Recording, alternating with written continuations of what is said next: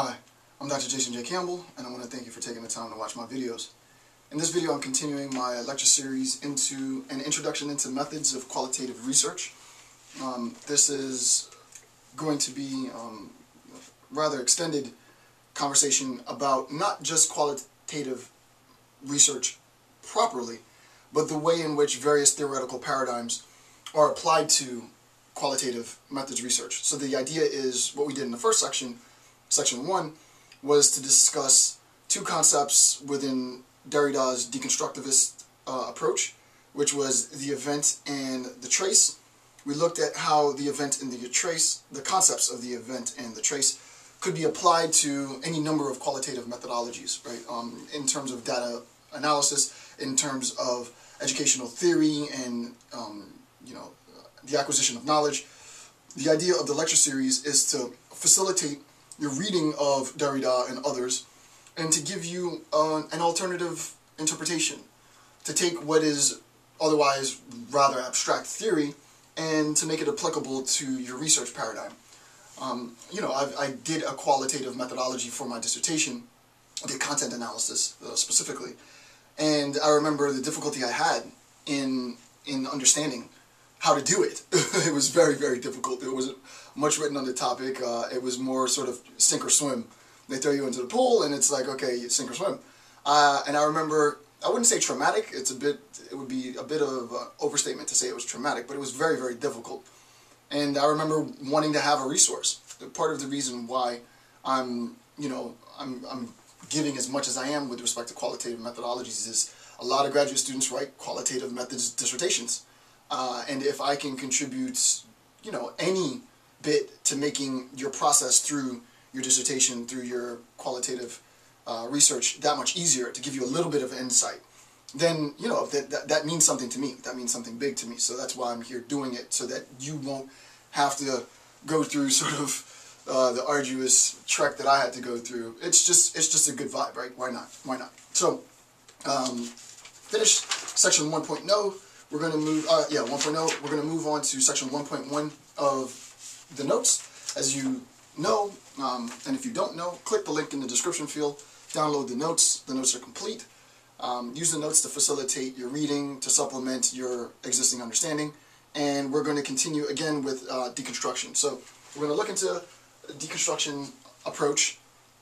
Obviously, I would recommend that you have already watched section 1 of this so that you have an understanding of deconstruction approach as opposed to a deconstructive methodology, and then we'll begin right after I have a swallow of coffee. Okay, so let's begin. So this is intro to qualitative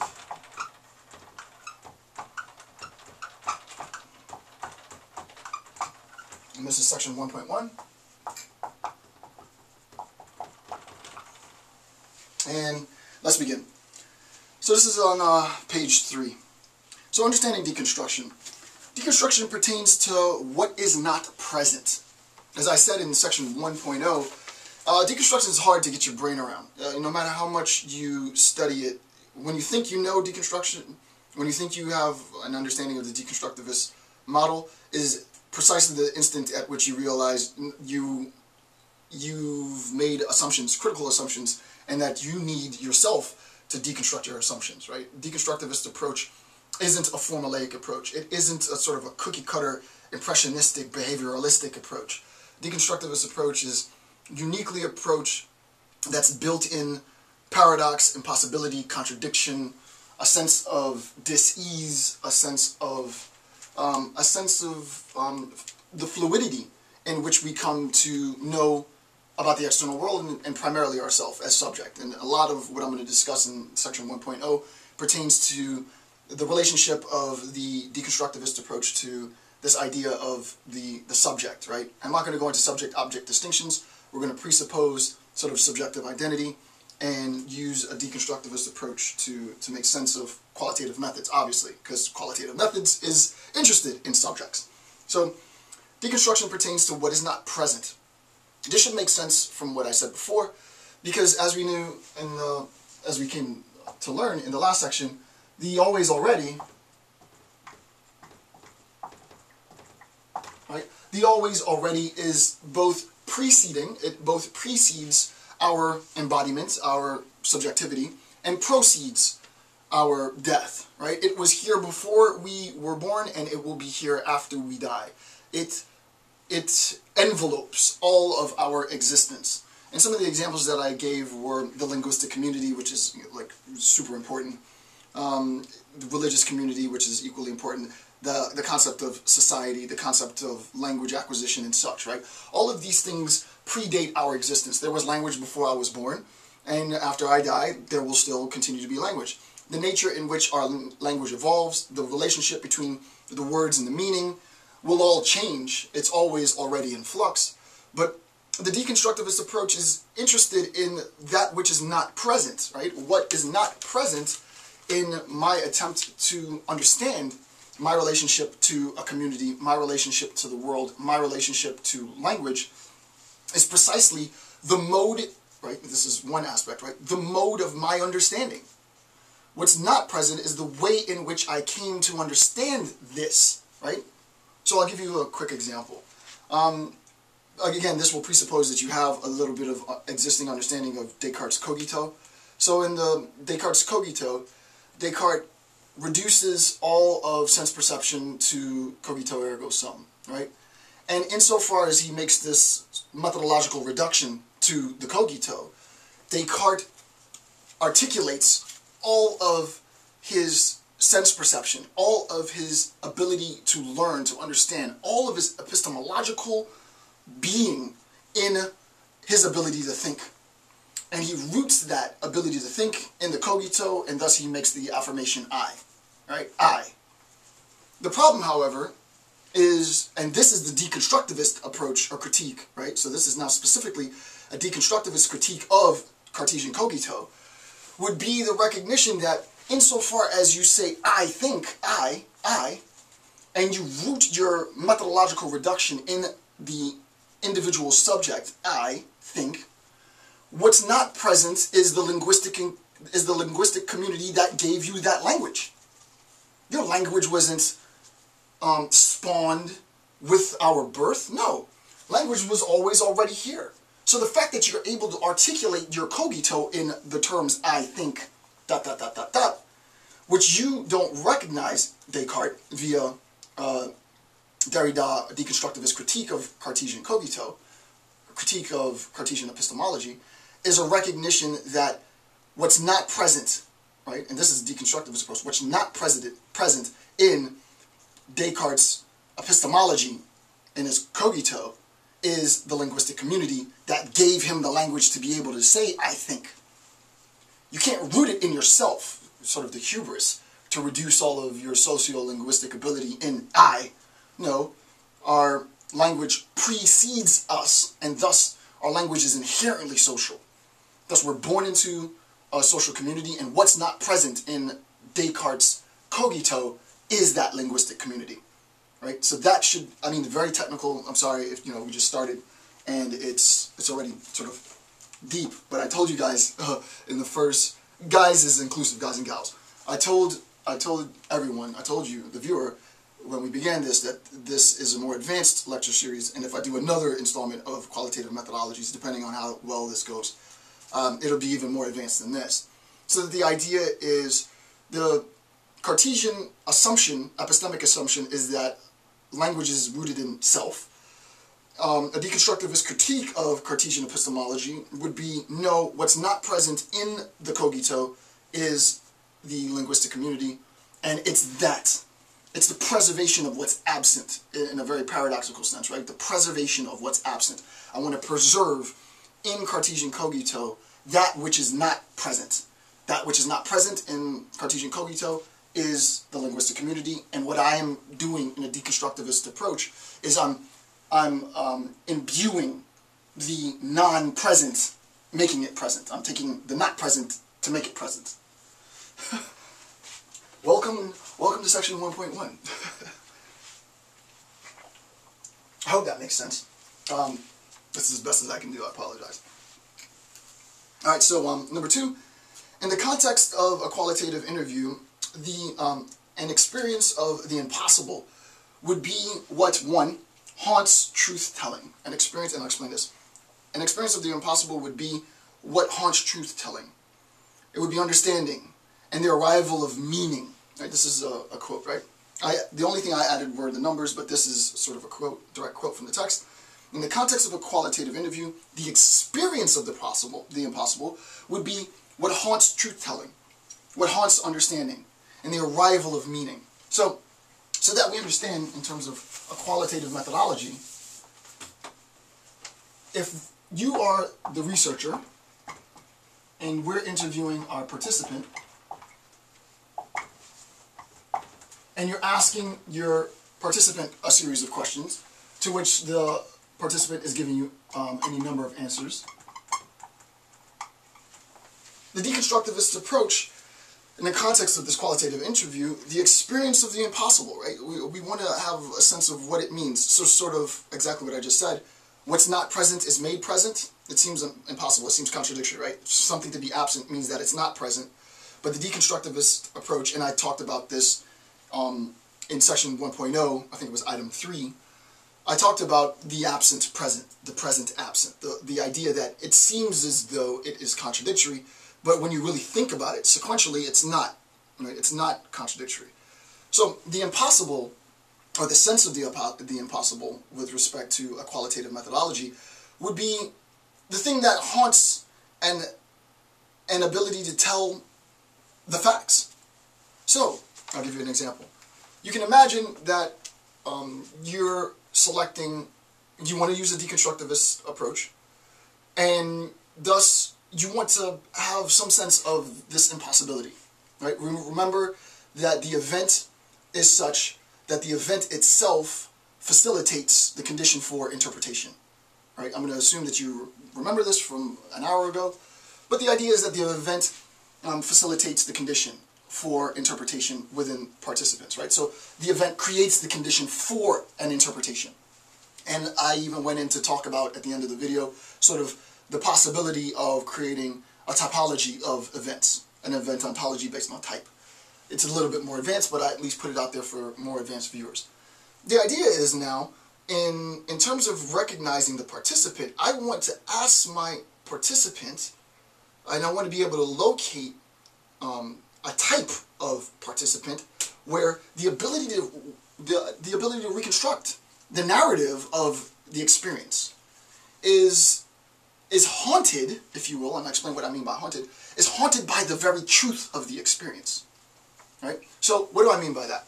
It's interesting because I actually did this in my dissertation. I didn't include it in the final product, but I went and I interviewed Holocaust survivors. So I selected, I don't remember, 10, 15 Holocaust survivors. I went and I drove to St. Pete and elsewhere and asked them, hey, tell me your story. What was it like to survive? What was your experience? Share stories with me. And they told me their stories. It took a while to build the relationship so that they could feel comfortable disclosing, but eventually I got all of my data. I went into my interviews with the assumption that they would be able to articulate their experience and I would be able to have an understanding based on their articulation. Really simple, right? So the Nazis came, they did this, these people in my family were lost, these people in my family fled, I fled, here's how I survived, nice and tidy. Okay, I have a better understanding. That absolutely was not what happened. That's what I assumed would happen, but that was not what happened. What we're saying is the haunting of truth-telling isn't so much of the horrors that occurred, but the difficulty in arriving at meaning by a recollection of the truth. And what does that mean? It's, as I found out, almost impossible, and this is a concrete example now, to communicate effectively to someone trauma. I didn't use it in terms of trauma because I was doing a more theoretical approach, so I tried to have them explain to me and make sense of the concept evil. I wouldn't understand what evil was. Nazi Germany was, in terms of all accounts, the epitome of gross political evil, human evil. It was a horror of horrors. And I wanted to have a sense of the phenomenology of evil. What is the phenomenological, what does it mean to talk about evil phenomenologically? What is its experience? What is it? So talk to people who had seen it, who had felt it, who had been, who had been enveloped by it, so that I could have a better sense of what it is that I'm fighting. So I could have a better sense of what it is that evil is, phenomenologically. So you get the idea. In communicating the truth of the event, the contradiction became, the impossibility of this communication became, no amount of discussion, no amount of description, no amount of truth could account for what really haunted the narrative, which was the presence of evil. Such that the truth became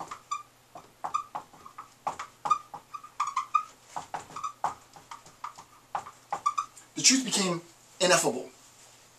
The truth of the existence of evil, this was one of my conclusions, it becomes ineffable. You can't communicate it. No matter how graphic the situation is, no matter how psychologically draining and taxing it was, no matter how physically abusive the situation might have been, no matter the breadth of their recollection, no matter the detail of their description, nothing about what they said, or, as I discovered, could say, would ever give me any approximation of understanding. I would never come to understand. It was very upsetting. Trust me, I spent years trying to make sense of this, only to find out in the end that, I did all that work for, my dissertation in that regard was just an abysmal failure.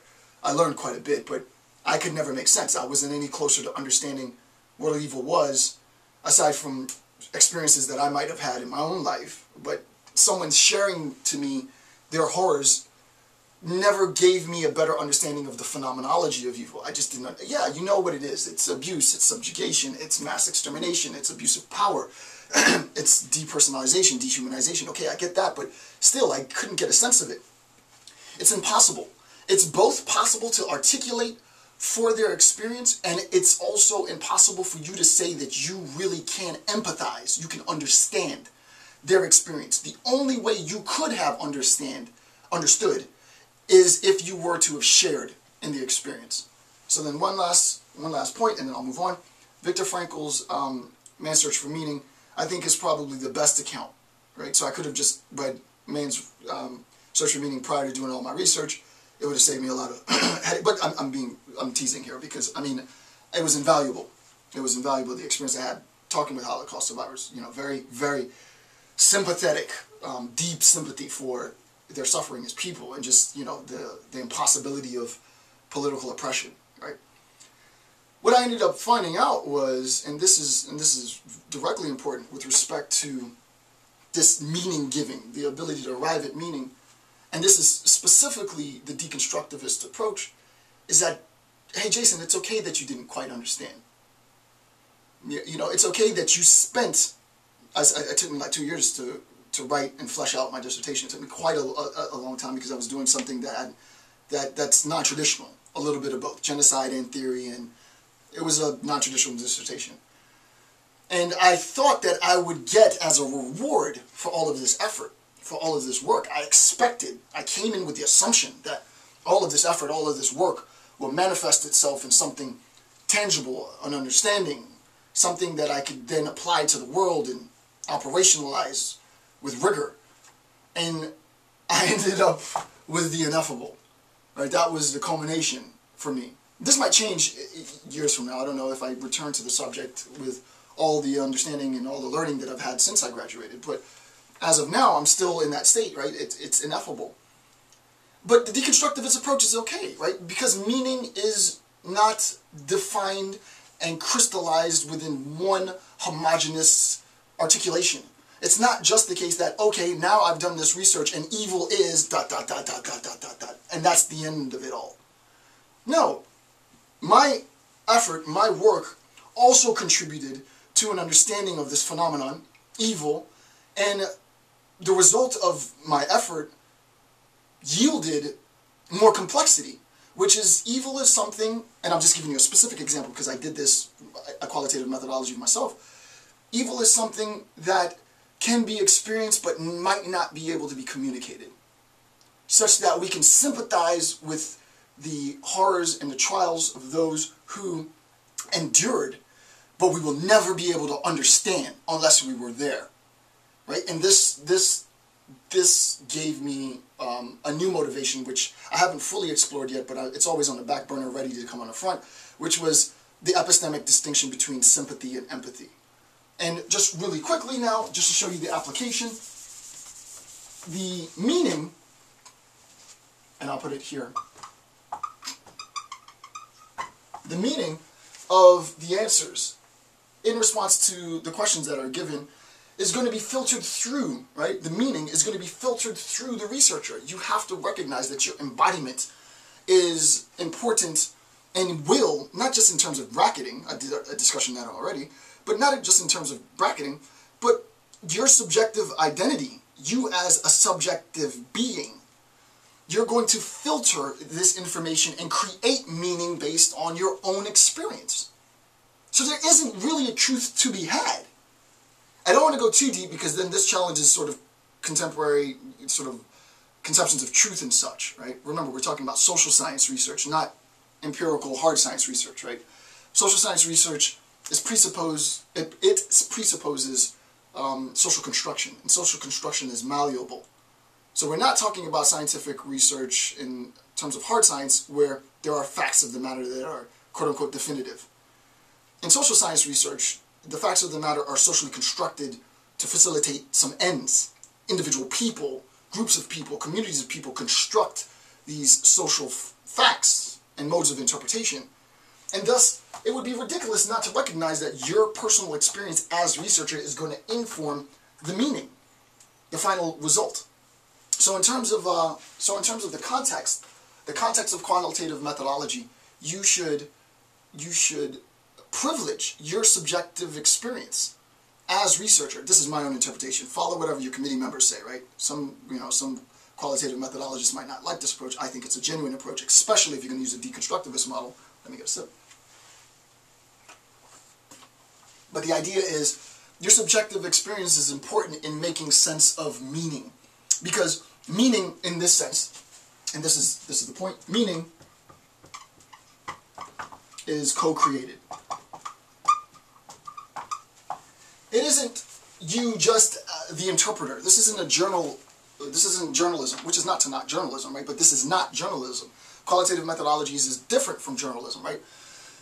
We are not in the position to collect facts and report the facts that we've collected. That's not what we do as qualitative methodologists, right?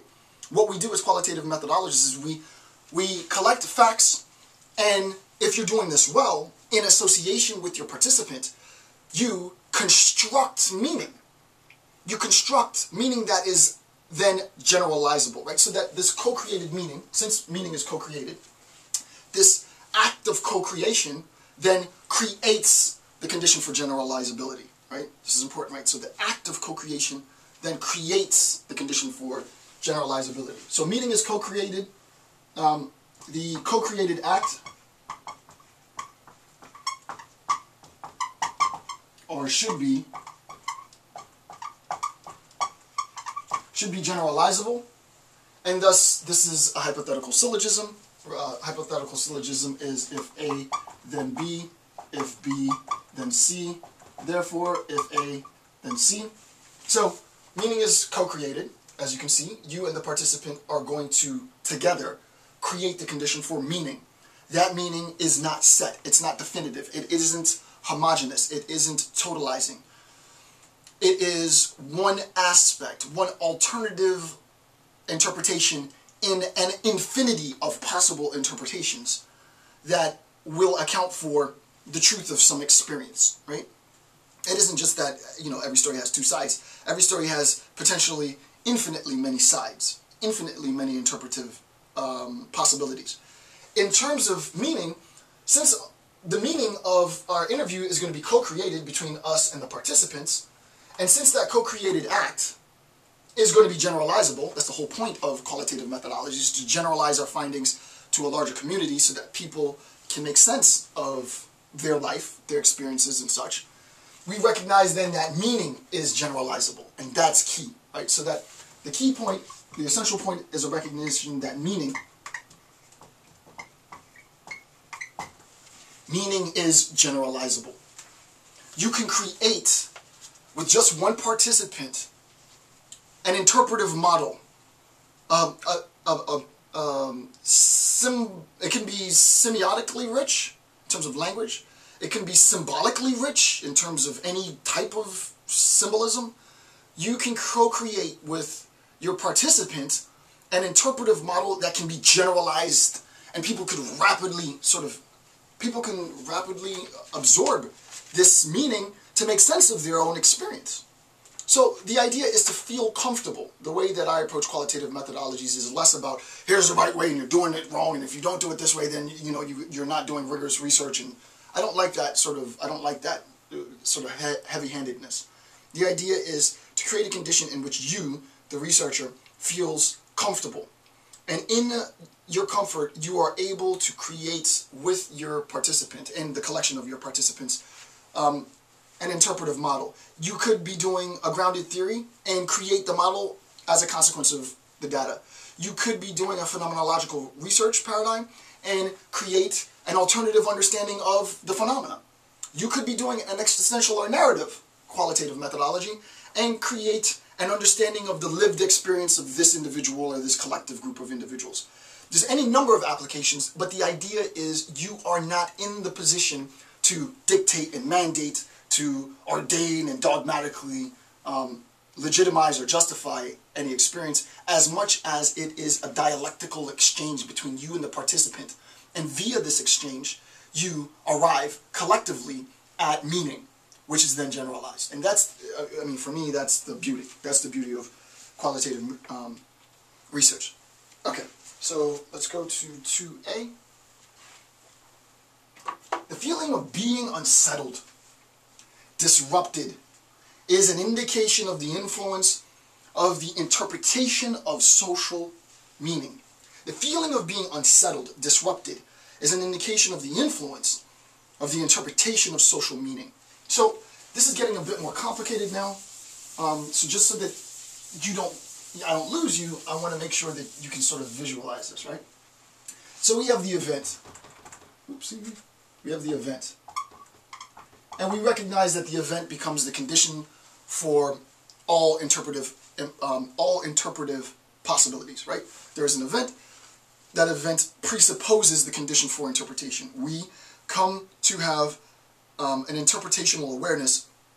We have an interpretational sense, an epistemology, based on the conditions of the event. I was at the light when the car sped through the red light and crashed. The other person might say, well, no, it wasn't the case. I assumed, I misperceived it, and I didn't recognize that the light, this happened. Everybody has sort of man on the street eyewitness accounts of what happened. There are any number of interpretive models, and depending on who you are and where you are situated within the event, there could potentially be contradictory interpretations. Right? There could potentially be contradictory interpretations, and the question is, how do we make sense of that? So the first thing is we recognize that the event informs the interpretation. But what do we then realize in terms of the interpretation? A feeling of being unsettled, disrupted, is an indication of the influence of the interpretation.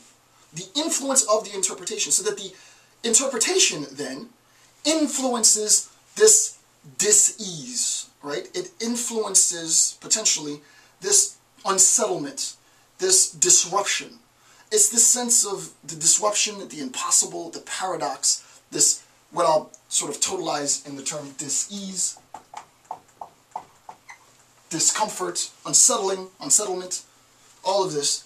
Other French philosophers might call it angst. It could be any number of things. It's all roughly the same concept. That I recognize, hey, my interpretation of this phenomena, and this is a key insight for your participant, when your participant realizes that his or her interpretation, provided that we're talking about an event that lends itself to multifaceted interpretations, right? That's obviously the key assumption. My interpretation of this phenomena is not totalizing. So if we're talking about the experience of let's say, bullying in high schools, or at K through 12, right? K through 12 bullying, you have the administration and staff, you have the bully, and you have the child being bullied, the victim. So you have sort of three parties to this conflict. The administration and the staff is there to mediate the conflict and hopefully dissolve the conflict before it escalates into violence. The bully has his narrative or her narrative of the account, and the individual, the victim being bullied, has his account, her account. It's important to recognize, in applying this deconstructivist methodology, the dis-ease that we have, the interpretational dis-ease that we have, will likely lead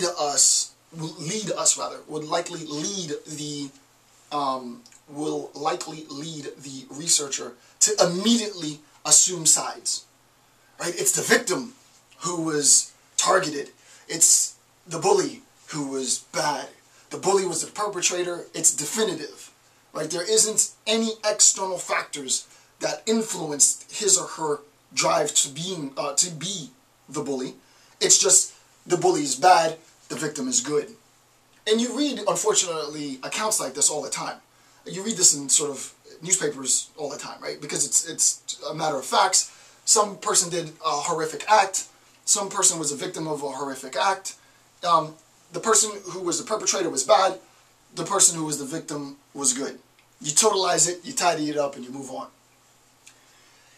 In some instances, that is the case. It's not to say that that isn't the case, but a deconstructivist approach would look with more complexity at the assumptions of totalized goodness, totalized evil.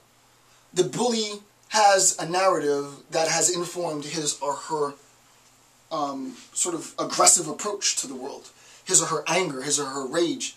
And there's any number of psychosocial factors that might influence this, right? There are any number of factors that might influence this.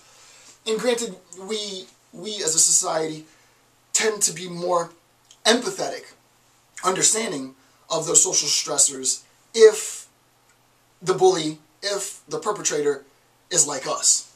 The classic contemporary example pertains to the Boston bomber. It just absolutely disgusted me to see the Boston bomber days after the attack on the cover of a magazine looking like John Lennon, right? And it was something like, oh, what were the stressors, or what were the social cues, or how could one of us, how could our own do something like this? And my initial gut reaction is, that's disgusting. This kid's clearly bad. He clearly did evil. He clearly did wrong. He knew what he was doing. He had the intent to maliciously hurt people. And now we're almost valorizing him because he was quote unquote one of us. No, he's not one of us. You're not like me. That's your initial gut reaction. The truth of the matter is the deconstructivist approach would look to understand better the conceptual justifications that the perpetrator had. No, what were your justifications? Now, granted, the truth of the matter is, to be honest and to be frank, there's nothing he could possibly ever say that would have me personally buy into his justification. I would recognize and understand that if I had his life experience, maybe then I could see why he was in such hatred of the United States of America. It was because of any number of factors. If I had your life experience, then maybe I could understand. But the idea is, the truth of the matter is, there is a mode of justification that he has. Obviously, because he used that justification in order to commit the acts that he did. The deconstructivist approach could be implemented as a means of accessing that justification. It's not that I'm going to buy into it, or that I'm going to believe it. It's not that once I hear that justification, I'm going to then become radicalized like he was. No, it's that I now have a possible interpretational understanding of the very thing that makes me discomforted. His ability to do that. Your ability to do that. I can understand your ability to conceive it. I mean, you can think of, that's the whole point of fetishism and fantasy and all that other stuff, right? I can understand creative writing, and you can write down some atrocities and horrors of the most epic type. I understand filmmakers and ability to, conceive of really, really heinous concepts. It's another thing to do it in the world. And that ability, not to conceive of it or to think it or to, discuss it, but to commit it, to do it, creates a sense of dis-ease. It creates a sense of, as the text says, right? It creates a sense of a disruption, an unsettlement. I want to distance myself from the individual perpetrator because I can't see in that perpetrator the humanity that I claim for myself. And the idea is to do exactly that, to see that he is just like me, and that I could, given the right circumstances, perform exactly the same type of act as he. We always believe, no, this could never happen. And there's a whole historical, philosophical, socio-historical account on this, right? This is Arendt's Banality of Evil. This is Christopher Browning's Discourse. This is James Waller's Becoming Evil. This is Obedience to Authority and Milgram. There's a whole canon of literature that talks about the mundane everydayness of heinous acts, and that those who commit these horrors, these atrocities, are just like we are. They're human beings just like us. They go home, they kiss their kids, they water the plants, they feed the dogs, they are otherwise well-functioning citizens, but given the right conditions, you know, they switch. And I mean, there's an infinite amount of psychosocial, behavioral research that could be done on that, you know, this specific topic, right? That, so it's important to understand that. So the idea is sort of consolidate this into a keepsake, if you will. It's your ability as a qualitative researcher to find comfort in those concepts. It doesn't have to be evil, trust me. You don't. I would not encourage people to take the path that I've taken, because it's, you know, every day you're looking at the worst constructs of abusive political power and infringement of rights and mass murder and mass all that. It's but for the grace that you can keep your mind sane, that you can have an optimistic outlook on the world. But the idea is, real good qualitative methodologists find comfort in those concepts that would otherwise frighten other researchers away from these topics, right? And the assumptions that good and evil are totalizing. I mean, obviously Nietzsche wrote about this, right? Good and evil are totalizing, are precisely the condition in which we propagate more violence and we propagate more hate and crime in the world, right? No, there's a huge gray. There's a huge gray. So, the next is the connection to symbolic interactionism and the psychosomatic connection. I just want to spend a brief bit of time on this. I don't want to spend too much time on this, but the idea of symbolic interaction is, which I have a link, I think this links to my lecture series on symbolic interactionism. It's not very long, it's like an hour maybe, 50 minutes, excuse me, is a realization that our subjective identity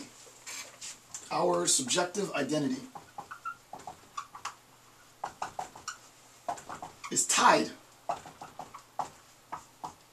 to others. It's tied to a social context. It's tied to a social nexus. The fact that I identify myself, a huge part of my identity, of course, is dad and husband and father and blah, blah, blah. Another huge part is this, Dr. Jason J. Campbell, my social function as a professor. A lot of my identity is tied to that ability, the ability to teach and to teach effectively, the ability to facilitate education of the other. If I did this and I got feedback continually that, hey, you really suck at teaching, you might want to find another line of, another line of work. Well, I probably would be discouraged eventually, right? I'd recognize, no, I'm really not good at this. Maybe I should switch, or maybe it would motivate me to become better at this. But the feedback that I get, barring, you always got some haters. I don't give shout-outs to the haters, so no shout-outs for the haters. But the overwhelming feedback I get is, no, what you're doing is good, it's helping me. The fact that I know, not that I feel, the fact that I know that my effort isn't in vain and that students are using this to get better, to get smarter, to build new stuff, to see the world in a different way, it motivates me to do more and more and more because it has a function. So that my identity is tied to others. It really is. In terms of this discomfort, right, what we tend to do is we tend to affiliate and associate with ourselves in a community with those who have the same identification, so that the professors all team up together, and the lawyers all team up together, the politicians all team up together, the blue-collar workers all team up, and the white-collar workers all team up, and we have those who we team up with because so much of our identity is what we do socially. It's our work. It's what we do in the world. And what we tend to do is we tend to click up, if you will. Teachers all congregate after school and do teacher stuff in school, and they socialize with each other outside of school. Professors tend to do this and so on. Why? Because there's a discomfort, right? The idea of a group of blue-collar workers, and I can't believe that this shouldn't even have any legitimacy. But the idea that, wow, it would be something of, it would be a spectacle to go out to a restaurant and see sort of half the table, and this is almost vulgar, right? Blue-collar workers sitting at a table with white-collar workers all socializing. Why don't we see that? No, you see the blue-collar workers doing their blue-collar stuff and the white-collar workers doing the white. The idea that they don't affiliate, that there aren't cliques that incentivize their co-creation of meaning, means that we as society still haven't gotten it yet, right? We still click up. Not just ethnically, not just nationally, but based on our sociological functions. Our sociological functions are also a condition in which we identify ourselves, and we are likely to affiliate almost exclusively with those who share exactly the same social function. Why that is the case, that's someone else's research paradigm. So, I mean, if that sort of was enticing, write some research on that. Give me a shout out. Let me know how your research turned out, and you'll get it. So that's the symbolic interactionist bit. This is quick and tidy. The next is the psychosomatic connection. This sense of discomfort could, and actually does, manifest itself. As I said, this disease could be anxiety, right? And in the West, anxiety, anxiety is like on the top 5 biggest social, it's probably, I would say, the top, I can't really think of too many more social inhibitors for growth. Anxiety is huge, right? Especially in the West. Why? Because we have so much of everything. We have so much, we have so many resources. We have so much attention. We have so much of everything. There's a plethora of everything. I mean, you name it. Any context, not just in terms of commodification and capital, but there's just an inundation of everything. That the immediate accessibility to everything, to take it deep now, right? The immediate accessibility to everything creates a condition in which there's just this huge void, right? If everything is available, then really nothing is available, right? Things, when they reach their, and this is a logical fact, right? When everything is as such, then it loses its meaning. So if everything's available and everything's accessible, and you can get any and everything at any moment in any time, sort of on command, you can recognize that there's, we all have humongous holes, each of us, right? For any number of reasons. It doesn't have to be anything tragic, it doesn't have to be anything horrible. But the idea is we all experience that, and the need is, and one of the key forces behind capital is, it's weird to think that you can tie this into economics, but it's true. One of the key forces behind capital, some will say for good, some will say for bad, I'll let you choose, is the ability to calm, to pacify that feeling of anxiety, that feeling of emptiness. Capital does that, for many people. Like, there is a physical feeling of satisfaction, of calm in, shopping till you drop. There's a satisfaction, a calm that's felt when, you get the package that you ordered, 2 days ago, and it's finally here, and you get that high, that thrill, that excitement of seeing it, of having it, of touching it. But the idea is, those feelings, they evaporate in a matter of minutes, days. And then what? Back to that emptiness. Back to that. So we create a condition in which we are always indulging ourselves to run away from that feeling, that discomfort. It's a very rare individual. No matter how many times you talk to a shrink, no matter how many times you listen to a lecture like this, it's not easy for human beings to be able to find comfort in that discomfort. This is purely deconstructivist now. Now we're really in the middle of it, right? To be comfortable in discomforting situations is very, very difficult to do because you recognize that you are in a discomforting situation. A good qualitative methods, though, MBAs don't require this, I think there should be some sort of co-creation between maybe more social science and the business community, is a realization that success, quote unquote, in quotes, right? Success in terms of Western conceptions of success. And I recognize that me even evoking this is going to cause a whole bunch of problems, so forgive me for even bringing it up, but this is what popped into my head, so this is what you're going to get. So in terms of success, the idea of success in the West is it's tied to education, it's tied to status, it's tied to wealth, it's tied to affluence, it's tied to money, it's tied to giving back and philanthropy, it's tied pretty much to cash and the ability to upward mobility, to make more, right? The ability to climb up the social ladder despite the fact that you might not be where you want to now, you can be there later. This is all, I'm not saying anything new in terms of your understanding of success. Well, a way in which you could use a deconstructivist approach to deconstruct the idea of, and Zizek would be furious with me for using this example, I'm sure. Not that I know him personally, but he's kind of an idol. Because I don't agree with some of the stuff that he says, precisely because I don't agree with some of the stuff. You could use a deconstructivist approach to talk to quote-unquote successful people. They probably, assuming that it wasn't just inheritance, and this is not to say that, you should bar people who assumed all of their wealth exclusively from inheritance, but sort of the person who built themselves to the person that they are. How did you do that? I can almost guarantee you, as cliche as it sounds, these people found comfort in being discomforted. They found comfort in not having, in denying themselves, in losing friendships, in maybe losing families, in losing things that otherwise would have pacified, that would have filled that void. They found comfort in the void. And as a consequence, it was one track. It was, I am going 100 miles an hour.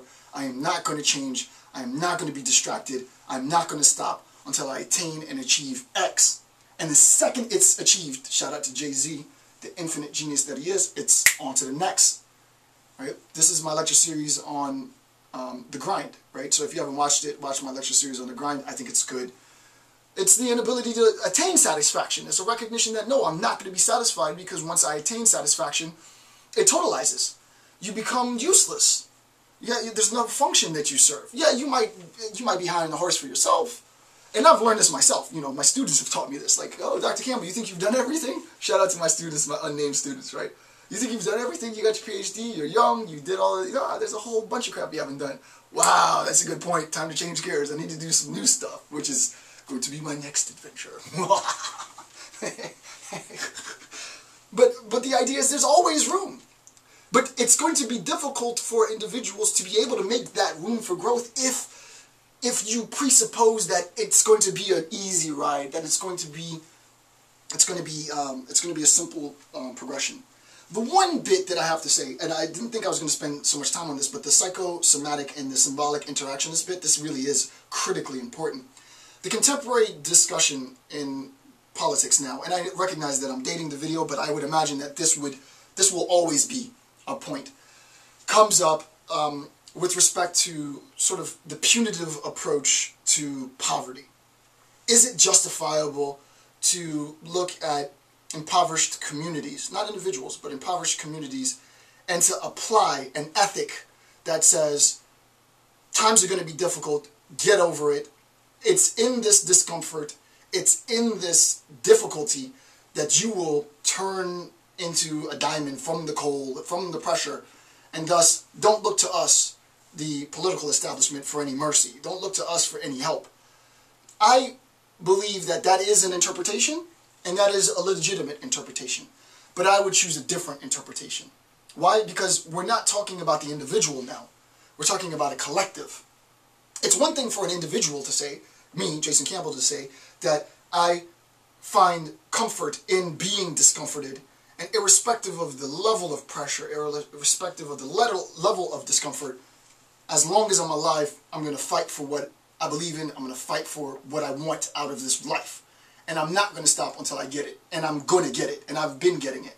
It's another thing to try and take that concept and that idea of being comfortable in an uncomfortable situation and apply that to an entire mass of people. Because many in that community don't have a means other than the social net that's provided.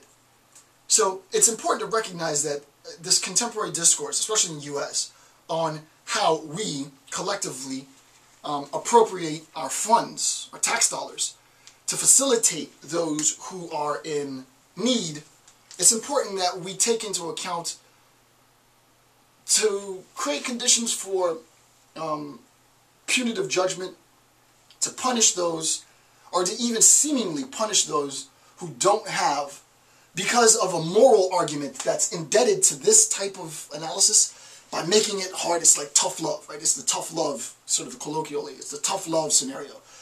You don't understand, I have to make it tough so that it can be better. It's really, really problematic, right? So, part of the reason why I do this lecture series is because I recognize people don't have the money to be able to sit in a class that I teach. It's $3,000 a head to sit in a class that I teach. And I have an obligation to make sure that if I'm teaching it to my students at the university, I make it accessible to students globally. The idea in terms of this punitive, this punished-based morality, while there is some justification in it, you have to remember the human side. So I'm going to stop at this point, give the example, and then move on. But obviously this video is going up near Christmas, and in the U.S. legislation was passed, and I think on the 28th of December, people's unemployment is going to be cut as a consequence of they don't want the government, our government, U.S. government doesn't want to extend sort of benefits to those who otherwise don't have. And I'm not going to be partisan here, so I'm not going to say if it's a good thing or a bad thing. One interpretation of this act is to say, no, that is a good thing, right? Because people cannot create systems of dependency, because if you become dependent on the federal government, then you're never going to pull yourself up by your bootstraps. And it's an indication to the community that we're being serious. You need to be able to, you need to be able to take care of yourself. The other is to say, well, no, we need to be able to help those, aid those individuals in their time of need, and as such, despite the fact that they've been receiving, government benefits for, let's say, 26 months or whatever, I don't know how long the time period is. I think that's the time period. We should extend it more.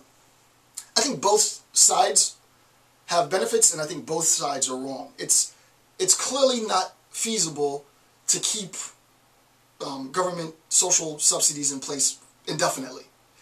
It's also not feasible to create a system in which an expectation is, in a matter of weeks, sort of destroyed and collapsed, imploded.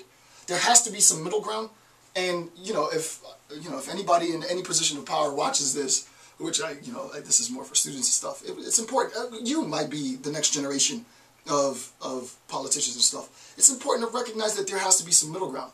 There has to be an account where we can preserve the requirement to indicate to the population that you're not going to be socially cared for indefinitely. I sort of understand that. It's also the case that we're not going to create a condition in which we're going to reject a possibility to help others, that we're going to deny our social and arguably moral obligation to help others in their time of need. There has to be a mid-ground, so that you can see that this idea of being comfortable in a discomfortable, to find comfort in a moment of distress or stress is important, has huge applications politically, economically, socially. So if any of that struck a chord, then do more research on that topic.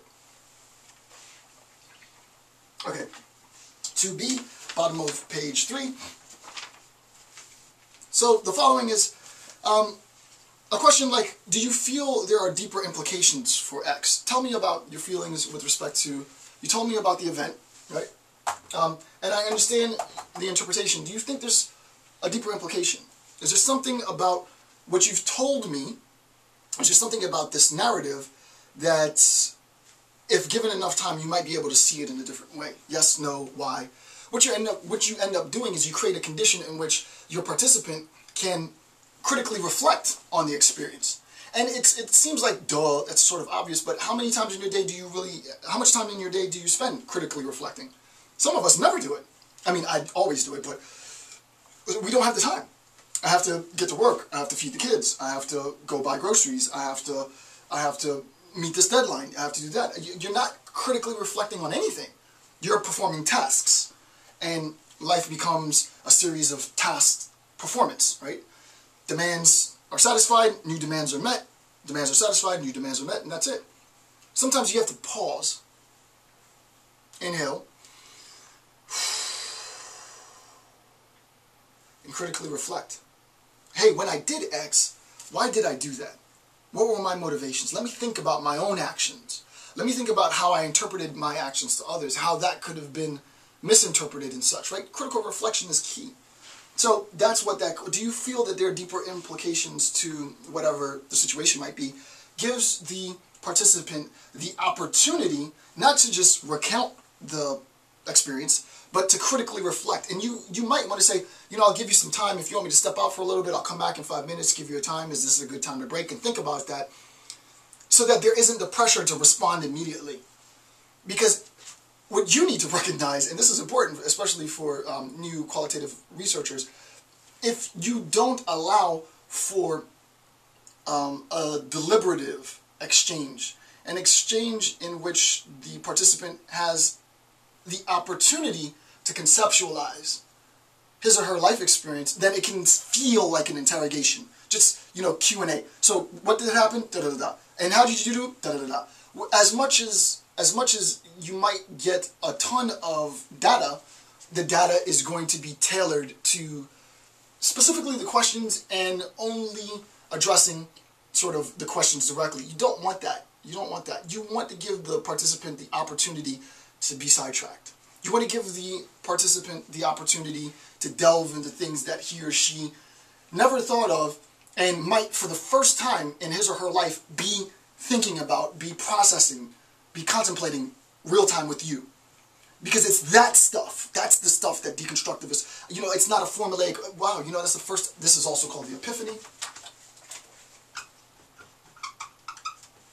Epiphany, yeah. This is the epiphany, and the epiphany is, it's that aha moment.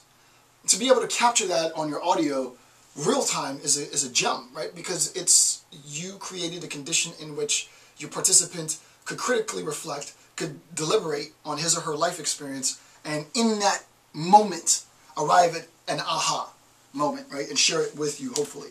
So the answer to this question will seek to uncover alternative interpretations and thus alternative meaning-giving activities for the participant.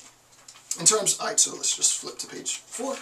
So in terms of the construction of meaning, it's in the process of reflecting on the lived experience and the interpretation that we start to have a sense of the event, right? We have a sense of what it must have been like to be there. As I said, with my research specifically, don't presuppose that the detailed account or a detailed account of a participant's experience will yield understanding. It doesn't necessarily need to be that case, right? So someone tells you about the horrors that they, and it doesn't necessarily need to be negative, but you know, the horrors that they experienced at the hands of the Nazis doesn't mean that I understand. I can sympathize with their experience. I can put my foot in their boot, if you will. I can vicariously reconstruct that experience. I could account for it, but I wouldn't be able to understand. So that meaning, since we know that it is co-creative, and since we know that that co-creative act is going to be, as a consequence of your research, you're publishing the dissertation for a purpose, it's going to be generalized to a larger community, and thus we are able to draw the conclusion that meaning is itself generalizable, what's important to recognize is the generalizability of that meaning is also going to create a condition for multiple interpretations. And thus, this goes on ad infinitum. Right? As soon as I generalize my findings, as soon as I put that information out there, as soon as I make an alternative interpretation, it allows for a condition in which more interpretations can be made, and thus more and more and more and such.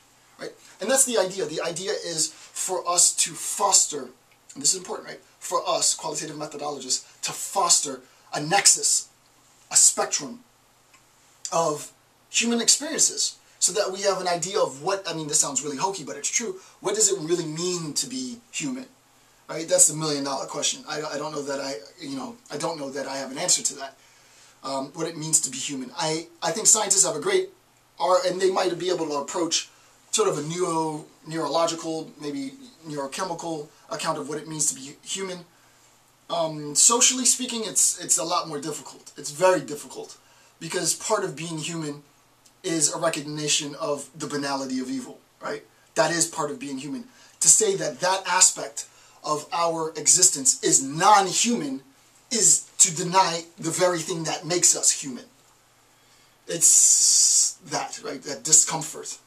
And this is where deconstructivist approach sort of flourishes. So I'm going to pause here before I go on to the top of page 4, number 3, and then we'll continue in a minute.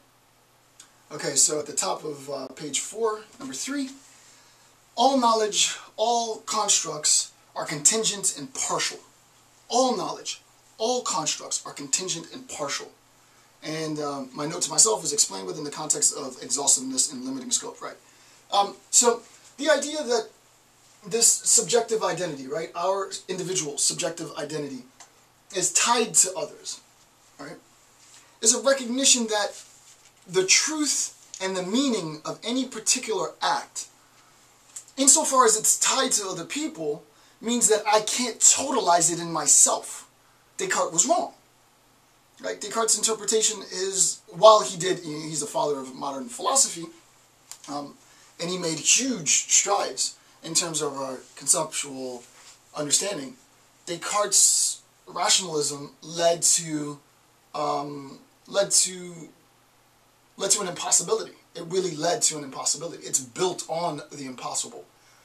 It's built on the impossible insofar as when we've gone about this reduction and we arrive at I, self, it's important to recognize that the arrival of self really is it's a phantasm.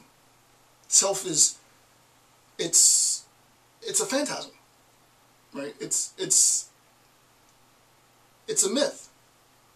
The self is a myth.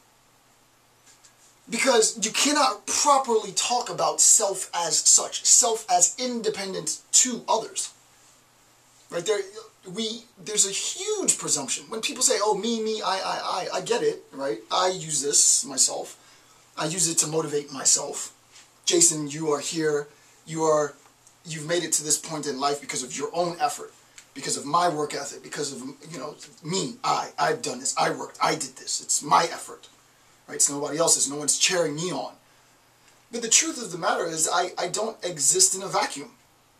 Human beings don't exist in a vacuum. I cannot be conceptualized without its symbolically interactionist nexus. We are collective. We do not exist in vacuums. We do not exist as automatons. So that the idea is all knowledge, everything that could possibly be known, isn't known as a subjectively identifiable truth. It's not reductive to, or reducible rather, it's not reducible to self. No. The truth is always approximated. Right? And I'm talking about this in terms of a secularist approach. I recognize in theological discourses the truth is totalizing, and I'm fine with that. In a secular approach, the best that we have is an inference to the best explanation. Right? We used to believe that the sun was made out of coal. It was truth at that time. Now we understand more complexities. Some of the things that we take as scientific fact today will be disproven or transformed as we advance in society, and that's okay. because it's a truth to the best explanation. Thus, we can have faith, if you will, sort of a secularist conception of faith. You can have faith in science's ability, the scientific ability to arrive at a closer approximation of what is the case. I think it's ridiculous for scientists to assume that they can totalize the truth, because then why worship at the temple of science when there's already been, you know, dogmatic systems in place forever? The power of science is not in its dogma. The power in science is, as far as I'm concerned, the power in science is precisely its flexibility. To thus derive a system in which science says that this is the definitive explanation is, I don't know how that becomes scientific, right? There's always, this is the best explanation given the available data, but it could potentially be disproven. And if it is disproven, we'll throw it out and go with what's right. If this could never be falsified, this could never be disproven, then it's not really science. So the idea is our knowledge is always, it's asymptotic. It approaches a point, but it never converges with truth. This being truth, this being absolute knowledge. Knowledge not being totalizable.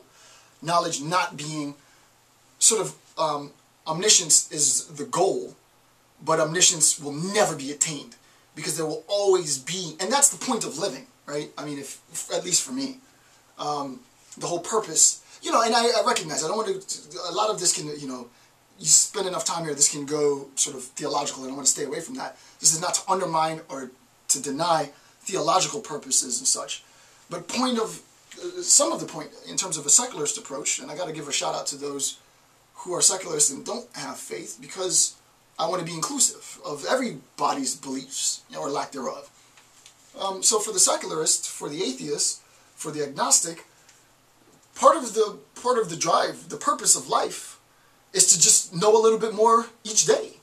The fact that I can learn something new, the fact that I can watch Dr. Campbell's video and get a new alternative interpretation is impetus to stick around to learn more. Right? I have students who audit my class and have graduated before I was even born, and they stick around just to learn some more. I mean, I want to be that guy. When I'm old, I want to be no longer teaching, retired emeritus, sitting down in some young professor's class, listening to the next generation of scholars teach me some stuff I didn't know. Why not? That's amazing. I think that's beautiful. That's a reason to stick around. So that the idea is we are still here, we're still evolving, because knowledge isn't totalizing. Because knowledge is constructed, at least socially scientific knowledge, is constructed, and as such, it's partial, it's limited. Scientific, hard science, isn't constructed, but it is absolutely partial, and it is always already subject to falsifiability, verification, and thus change. Right? This is the whole idea of a Kuhnian paradigm shift. We make assumptions that our scientific body of knowledge is fixed until we have a genius like Albert Einstein, and thus everything changes. And you better believe in the next century we're going to have a new theory of X, and it'll change again, and it will continue to change. Right? And that's a good thing, and that's a good thing. Okay, so enough of that. Moving on. So, the importance of difference, right? And you have to forgive me, my French is non-existent. I hope to improve eventually. So, D-I-F-F-E-R-A-N-C-E. The importance of difference. And here's sort of the definition. It's the combination of difference and deferral. Right? It's the combination of the concept of difference combines difference and deferral, to sort of put off. Refers to the Saussurean emphasis on meaning as a function of differences. Right? Meaning as the function of differences, I'll explain that in a little bit, and also the endless deferral of any fixed point or privileged meaning determining relationship. Hence, the asymptotic nature of truth. Right? So that you can imagine, sort of in trigonometry, sort of simply, you will never have a state of affairs where you intersect. Right? The asymptote, it sort of indefinitely approaches but never quite intersects. Our knowledge is more like this and less like this. Our knowledge isn't going to be And now we thus have formalized the universal theory of all existence in its totality, and that's the end of that. I think last year a researcher discovered that you could have non-carbon based life. If I'm not mistaken, she identified a condition in which you could have non-carbon based life, which is freaking epic. I could be mistaken, but I'm almost positive I heard this last year sometime, because the assumption had been, oh, it's definitive, right? Life is carbon based, and that's the end of that. And what did she do? Her team in her laboratory, if I'm not mistaken, and correct me if I'm wrong here, but I'm almost positive I'm right, discovered or created some bizarre sequence of events, came to the determination that no, you can have non-carbon based life. So that we had to, what are we going to do as the scientific community? We're going to be dogmatic about it and be like, no, our findings are wrong, or no, this doesn't count because the laws say that carbon is the constituent requirement for life. Given her findings, no. What do? Most of life is carbon based, and thus we have to make an account of her findings. We have to transform our meaning. Our meaning cannot remain fixed, such that in terms of, and this is the important part, right? In terms of this account of difference, there's a difference in our understanding of life now. Our sort of old conceptualization, the old paradigm, might have been life is totalized within what was then proof that life was inextricably bound to being based in carbon, right? So there had to be a carbon basis for life. This researcher disproves that. She finds the perfect counterexample.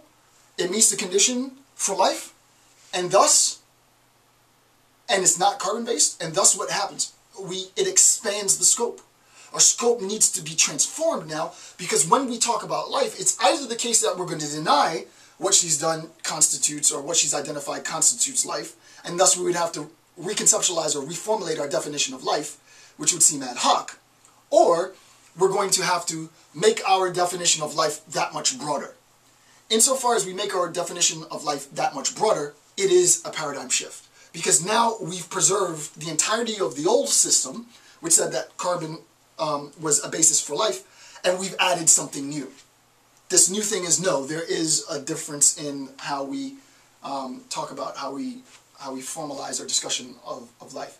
This also is, just one quick side note, this also is a hot topic in genetics now, right? You have synthetic DNA, right? I don't know if a lot of people know about this, but there is a means in which we can talk about really the building blocks of our genetics as being synthetically created based, I think it's a sugar, I think it's like a synthetic sugar that's used in order to formulate synthetic DNA. What will that evolve into? Who knows? Right? Irrespective of whether we should or shouldn't do it, or the ethics of it all, the idea is the scientific community is always in a place and always in a position to test its own assumptions. And that brings us back to the point. That really brings us back to the point. The point being that the instance you get comfortable in your assumptions and you believe that your interpretation exhausts all possible interpretations, that your mode of living, that your mode of being, that your morality, that your beliefs, that your system is totalizing and exhaustive, is precisely the moment at which you weaken yourself in terms of credibility. Why? Because you create a condition for others to want to disprove that assumption. And once they do, once they say, no, look, I've created or I've identified non-carbon based life, you have to address that. Now, you can either do this dogmatically and say, no, I don't recognize that, and thus conflict and social ailments and all the world's problems arise as a consequence of the inflexibility of dogmatic systems. I wouldn't say all, that's a huge generalization, but a lot of the world's problems arise as a consequence of just the inflexibility of dogmatic systems of any kind. The scientific methodology, to my knowledge, is built on the assumption that we don't even need external groups critiquing us, we critique us. We are perpetually reassessing our assumptions to make sure that we approach knowledge, recognizing that, I mean, I think some scientists and theorists and maybe theoretical physicists assume that there's going to be a totalizing formula, but I just think that's so freaking absurd. Even if they were to find it, I don't care how smart they are, I'll never buy into it. It just, you know, that then your system is dogmatic, right? Then it's law, and it's beyond falsifiability, and well, just believe in any other dogmatic system for that case, right? So that the idea is the difference makes the difference between, right, the difference between systems, the difference between interpretive models, but also the deferral. And I'll talk a little bit more in a second about this deferral. So number two, difference invites us to undo the need for balanced equations. This is precisely why that universal theorem is so problematic, right? Let's get rid of that assumption that there is a fixed, inflexible, dogmatic approach. That with respect to our lived experience as human beings, that there's only one correct narrative. No, there's other sides to the story. And those other sides to the story introduce the opportunity for alternative truths, right? So that the idea is, if we're talking with our research, if we're talking with our participants, and the participant is talking about an event in the past, we recognize that the account of this event is an interpretation. So that the event informs an interpretation. What's going to be co-created is the co-creation of the interpretation. So the event is going to be articulated through the participant via his or her interpretation of the event. That interpretation is going to co-create an interpretive model. This event was of this kind. It was of this type. Here is one account of that event. And thus, it creates meaning. This meaning, however, is never fixed. This meaning is never fixed. It's one interpretation of the event. So that in educational theory, I use this example all the time in class, so this is the first time we've used it in this series. This is reader response, right?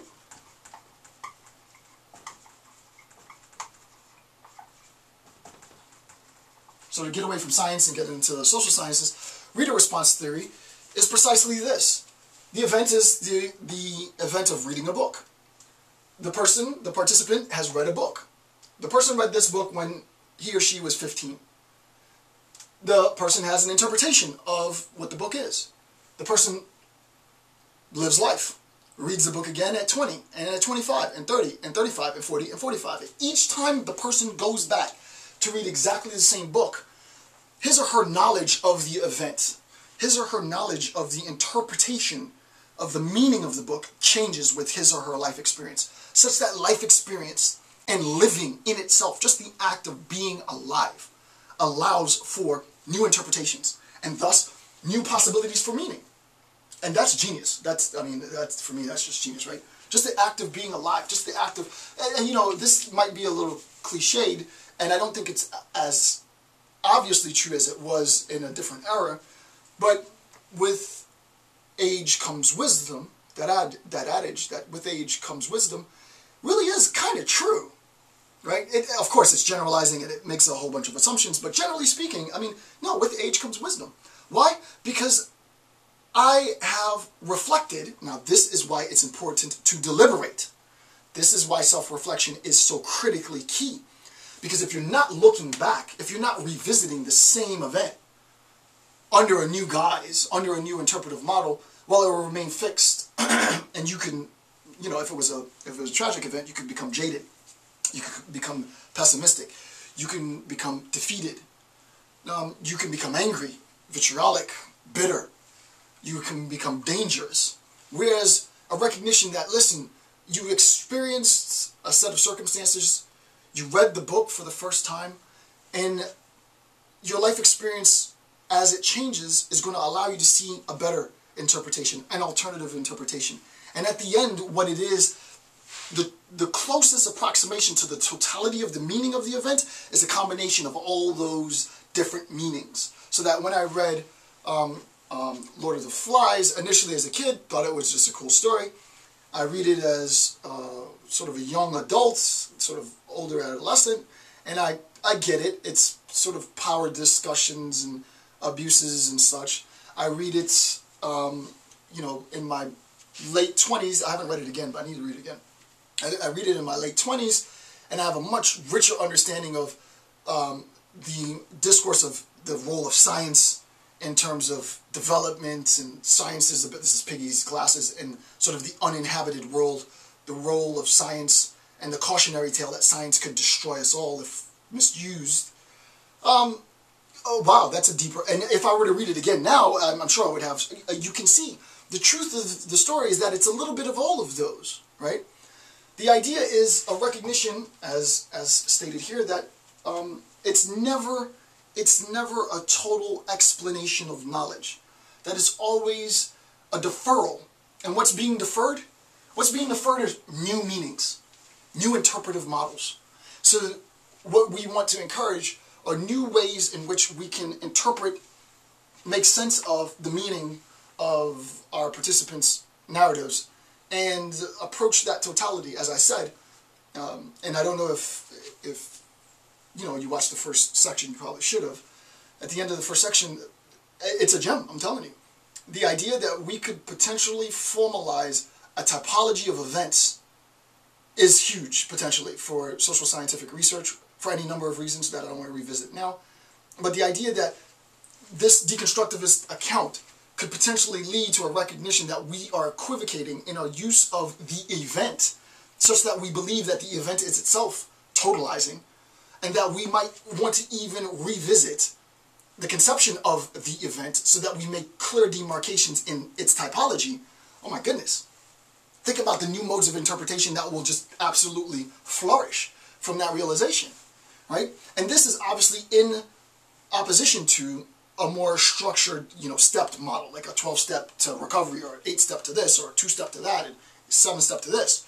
Rather, construct a model in which people can account for a deliberative process, self-affirmation, self-realization through others, in a community with others, without this need for first you do this, then you do this, then you do this. A more organically created and a more organically constructed collective affirmation of self, which is paradoxical, right? Collective affirmation of self. That's precisely the point. You make sense of what that means, because I don't know what that means. I don't know what that means. I know I needed to say it, but you make sense of what a collective affirmation of self means. I mean, it's partly some symbolic interactionism, but what does that mean, right? That's the idea. It's that paradox. It's that discomfort. But it's the realization that it's not just me, it's that I am always already in a community, and what do I need to do in order to make affirmation of self in relation to the community, right? That's the key. Alright, number 3, difference affords the researcher participant the opportunity to explore newness. So here's my approach. Newness as contingent on Einstellung is the development of a mechanized state of mind, often called a problem-solving set. Einstellung refers to a person's predisposition to solve a given problem in a specific manner. Right? This is precisely the point. So Einstellung refers to this formulaic approach to problem solving. Right? So Einstellung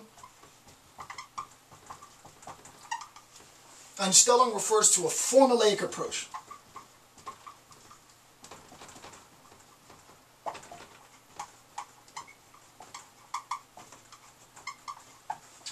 It's a formulaic approach to problem solving, right? You have a problem in your life, let's say, you know, it's like a AA type, and I know AA is hugely successful, so it's not to say that this does not work. It's just one interpretive model.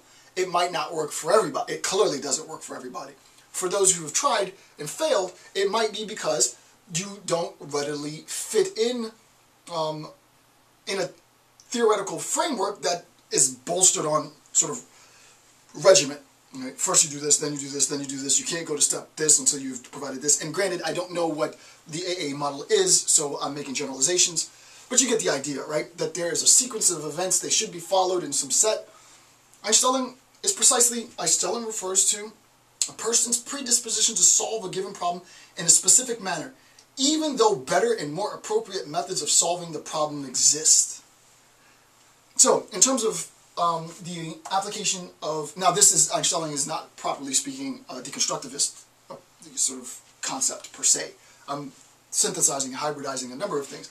But in terms of the idea of Einstellung with its application to qualitative methodology, you can imagine that individuals attempting to solve problems in any context, however complicated the problem might be, we are habituated to approaching problem solving based on our previous success.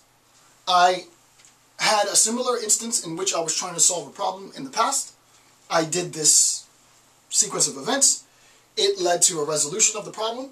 Thus, I make the assumption that it was the sequence of events, it was the formula that inheres within the solution. Thus, every time I'm presented with a similar problem, I just sort of copy and paste the same formulaic approach with the expectation that my problems are going to be solved.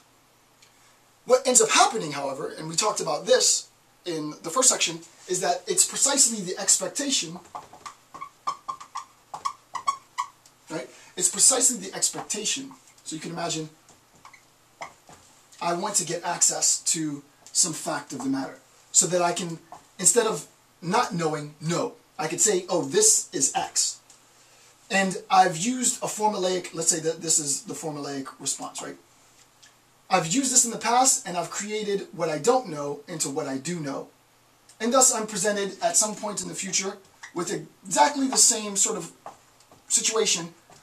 I apply the same formulaic response, but I don't get a resolution. I don't have an answer. I can't say something definitive, X. I still have a question.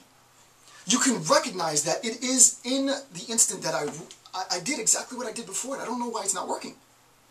Why isn't this working? I approached this in exactly the same manner, and it's not working.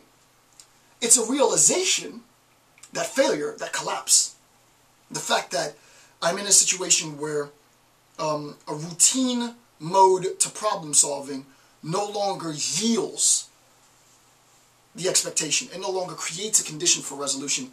That it's at that moment that I have the opportunity to create, to discover an alternative approach, right? It's in our failure, and this is cliche as hell, but it's in our failures. It's when you fall, you pick yourself up. It's in our failures that we realize, no, there are alternative modes to problem solving, and thus, in terms of these alternative modes, I need to try a new approach. So, as I said before, specifically in problem solving, and this isn't to say that this is in any sense exhaustive, but there are really three modes of problem solving. I mean, there's, obviously I'm generalizing, so there's a lot more than just three, but with respect to its application to qualitative methodologies, for your interest, we have one, a deductive approach. And a deductive approach is the condition in which we make assumptions about premises and we derive truth as its consequence. So we have a true set of premises, and from these true premises, we are expecting to derive a true conclusion, right? And the idea is, within the premise, within our assumption, the truth inheres in relations, and the idea is an attempt to make sense of the relations, right? So that we're going to deduct the truth from our assumptions. We're going to prove it. Deductive approach is probably the most implemented. I would also say the most misunderstood approach to problem solving. The next is an inferential approach, right? An inferential approach is a sequential approach, if you will. The sun rises every day at this time, in this direction. It's been doing it for generations. Thus, I make the assumption, I make the inference, I draw the belief that it will do exactly what it did yesterday, today, and tomorrow, right? I can't make the valid claim that it will happen infinitely because I don't have cognitive access to that possibility. But I can make the valid claim, the inferential claim that because of its regularity, it will happen again. This is less used in deductive. The scientific model is basically a deductive model. New discourses in science, which I give a shout out to those who are exploring this, are looking at more inference-based scientific methodologies, which is good. But there's a third, which people almost never use, unfortunately, because it's so hard to make sense of, because it's so subjective in nature, and thus people likely discard this mode of problem solving, and it's an intuitionistic. So that we have deduction, inference, and intuition. And this is also, as soon as I say that one approach to problem solving is best fit for a deconstructivist methodology, in quotes, because it's not really a method, that's as soon as I undermine my credibility in discussing deconstruction, because deconstruction really doesn't have a method. There isn't a best practice per se.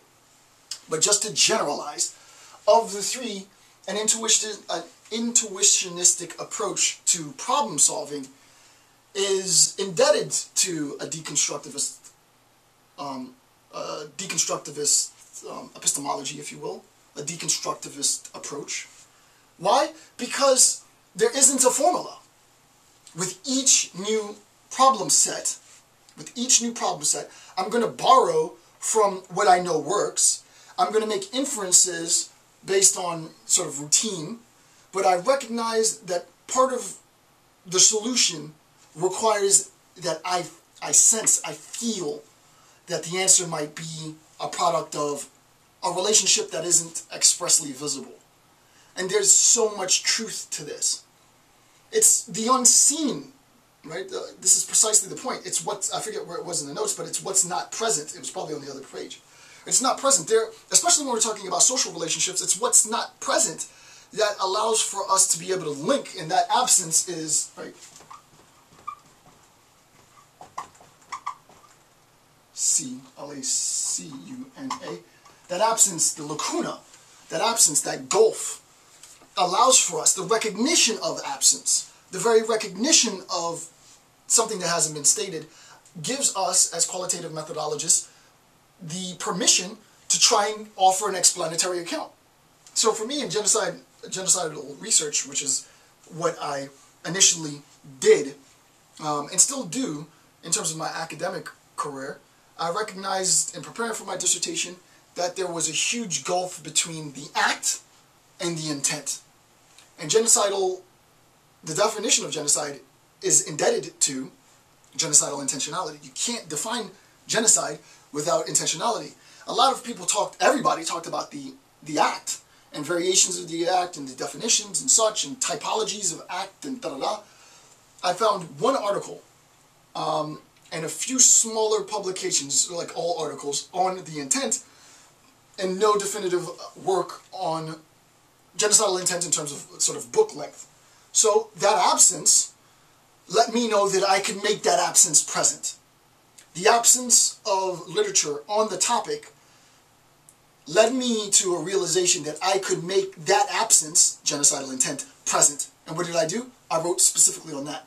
When you're in your discussion, when you're in your interview with your participant, if you find yourself, and go back and listen to your audio, right? If you find yourself in a state of confusion where the participant is telling you something, you can't quite make sense of it, and irrespective of how they say it, you feel discomforted by what he or she said, and you don't quite get it, you don't quite understand, or you eventually come to an understanding, but it wasn't without some labor and discussion on the participant's part that you finally arrived at some semblance of the truth. That's the stuff you want to explore.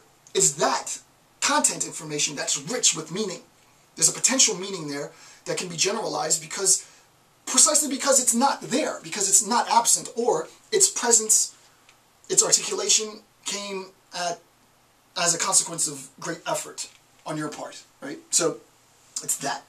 So Einstellung isn't, obviously, as I said, it's not a deconstructivist tool, quote unquote, concept, but with respect to the possibility of genuine newness, it serves as the internal methodology for arriving at new discoveries. Remember, you won't be able to arrive at a new discovery without first having arrived at absence.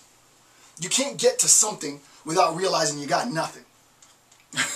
right? So in terms of your own career goals, everybody, if you're in qualitative methodologies, you're looking to publish your findings for social good. You're looking to make contributions theoretically so that others can use or implement your theory in making their own interpretive models and explanations of some social phenomena, some lived experience. But you can't do that without first recognizing the absence, such that newness, this idea of creating a condition for newness, is itself contingent on absence. You have to first know what you don't know in order to know. And I formalize this, logically elsewhere. But you can't make epistemic conditions of knowledge until you first recognize what you don't know. It's the fact that I don't, I took French graduate school. Maybe it was undergrad. I took French undergrad. Was it undergrad? No, it was, I don't even remember. I don't remember now. It was either undergrad or grad. I took French, did well, okay. Basically forgot most of it. Knew what I needed to know in order to pass the test. It's my recognition that I don't know French. And the fact that I can't speak it, but I could understand reading it a little bit in the past, that could potentially motivate me to want to learn it. It's the fact that I know I don't know. I know that I don't know. And insofar as I know that I don't know, that knowledge of the unknown creates a condition in which I can know. That's what fuels us. So it's that recognition of that absence. It's a recognition that you've taken the time to do the research, to conduct the interviews. Don't be discouraged that you get to a point in your research where you realize, like, I just don't get it. I don't understand this. I've done all of this and I'm not making sense. Don't abandon your dissertation at that point. I think a lot of students sort of stay in ABD land almost forever because their initial assumptions were disproven, because they got to a point where they can't really make cognitive sense of their findings. They can't create a model on it if they're going a grounded theory approach, and thus they change gears or they're discouraged and they bow out and they remain in ABD forever. Don't do that.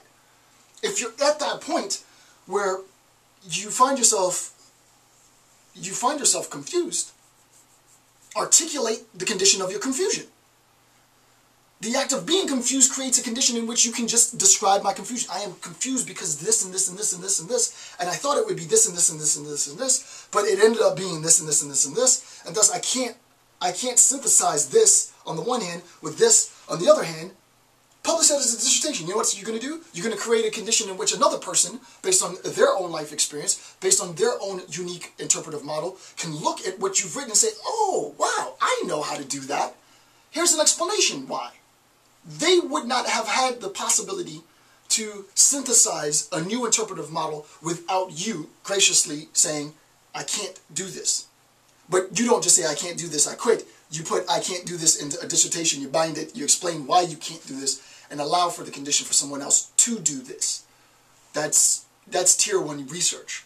Because you're not going in this totalizing, you're not going this sort of hubristically, like I can account for everything.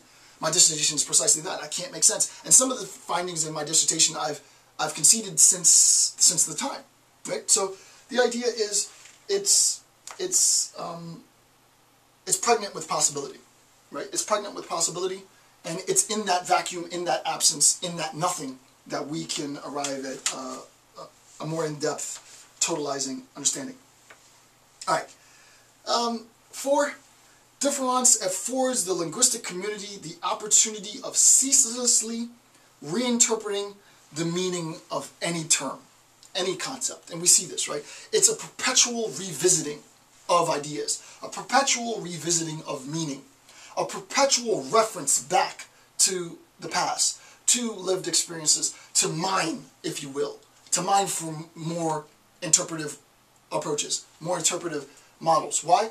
It's precisely once you assume that your interpretive account is totalizing that you undermine pluralism, that you undermine diversity, that you undermine voice.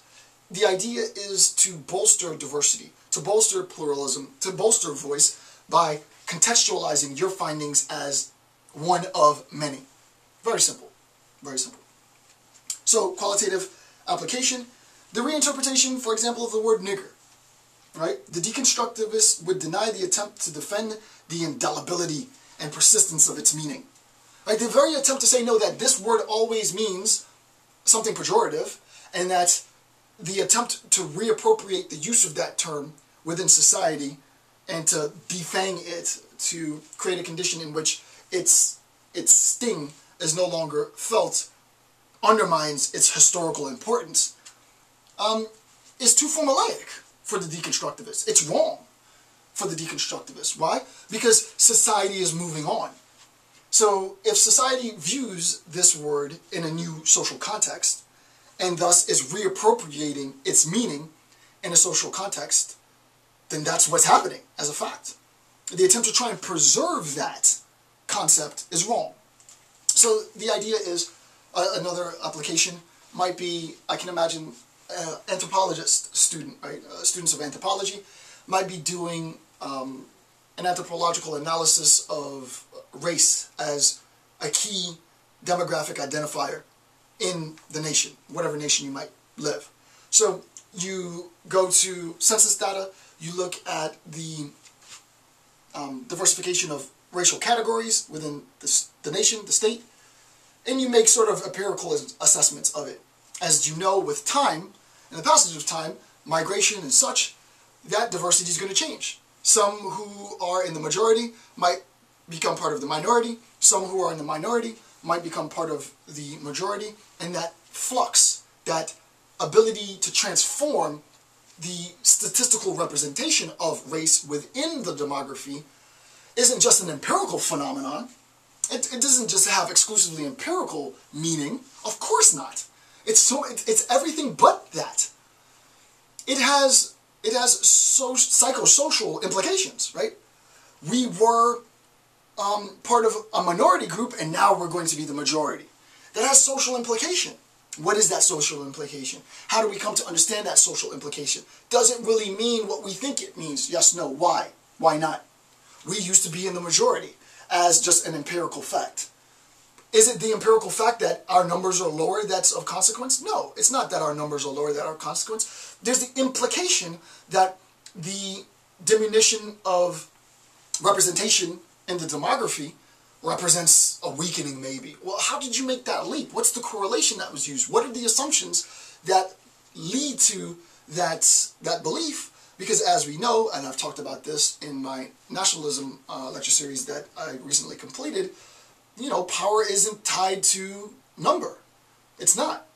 So that the idea is, why is it that there is this correlation between, and this is an anthropological question, I can't answer this, I can pose the question, this is more sort of anthropology grad students, why is it that the dispersion of race within the demography of a state yields a belief, right? It's the numbers, yields a belief that majority means something other than empirical significance, right? The empirical significance of number. It's not that. Majority doesn't mean that. No one really cares that, okay, there's, you know, there's 25% more whites than there are in the population represented than there are blacks, and I don't know that that's the accurate number. It's not just the fact that there are quantifiably more. That has absolutely no social implication. There's something underlying that raw data, that raw statistical fact. What is it? Why does that unstated thing, first of all, what is that unstated thing? Let's name it. We've identified the lacuna. I just did. Let's name it. What is it called? I don't know what it's called. I'm not an anthropologist. It probably has a name, so maybe somebody else knows what it's called, right? It's not about the empirical phenomena. It's about the implications of the empirical phenomena. What is that thing called, right? The fact that the social implications of this empirical phenomena has significance, that's a mouthful. Why don't we give that thing a name? That phenomenon a name, because it exists. I mean, I'm giving you guys so many gems you don't even understand. You just don't understand. Let's name that fact, right? Let's name the fact that there is a psychosocial, psychosomatic phenomena related to the implication of empirical facts. Let's name that. Okay, now that that exists, because it does exist, let's talk about why it exists, how it exists.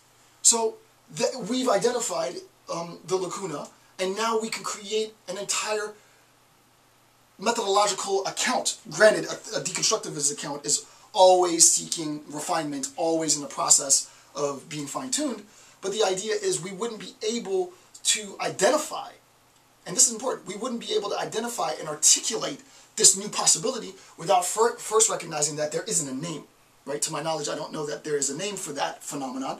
I know that it exists. I recognize that number, just as an empirical fact, has psychosocial implication.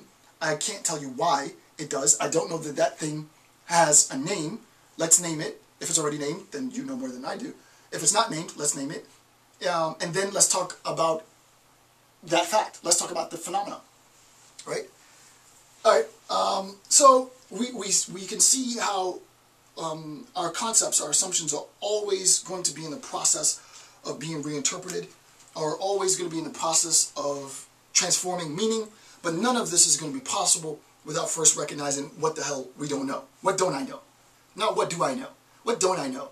Let me identify what I don't know. Let me know that I don't know it. And then I can create a condition in which I can come to learn it. And thus come to know it. And, you know, if you do this well, come to share your knowledge with others. All right, so lastly on page 4, and then we have 5, but I'll break for a minute after 4. Deference affords caution. Caution. It is not an individual determination that affects the meaning of any term, barring a few examples, and I'll give you what this means.